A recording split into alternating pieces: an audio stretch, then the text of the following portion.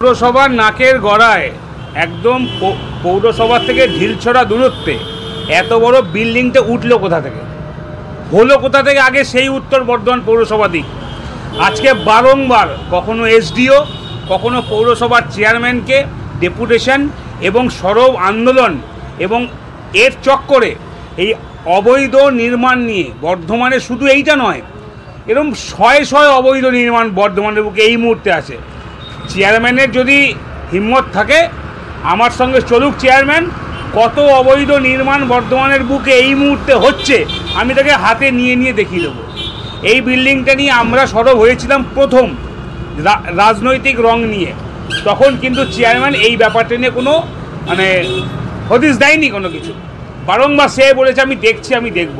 আজকে প্রমাণিত হলো যে এই বিল্ডিংটা একটা ভুলভালভাবে তৈরি হচ্ছিল।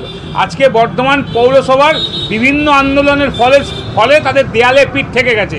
আজকে আমরা বলেছিলাম যে আমরা আরটিআই পর্যন্ত করব, আরটিআই করে জানার চেষ্টা করব।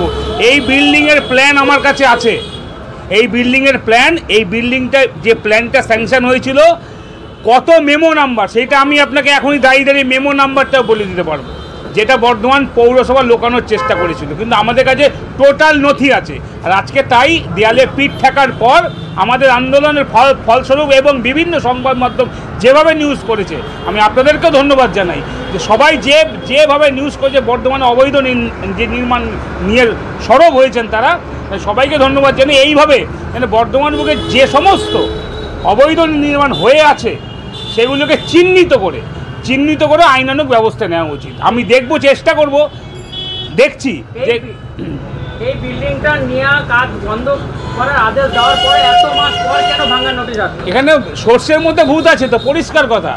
এখানে আন্ডার দ্য টেবিল বহু কাজ হয়েছে। যদি দুধ কা দুধ পানি কা পানি আরামসে হয়ে যাবে।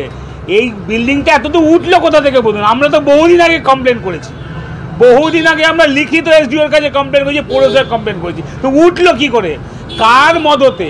এইটা তো হতে পারে না যে আজকে চেয়ারম্যান জানেন না, আজকে পৌরসভা জানে না যে একটা এত বড় কনস্ট্রাকশন বর্ধমানের বুকে হচ্ছে, তার কাগজ আমি দেখব না।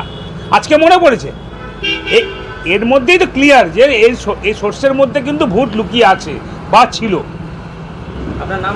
গৌরব সমদার, প্রদেশ কংগ্রেস সদস্য।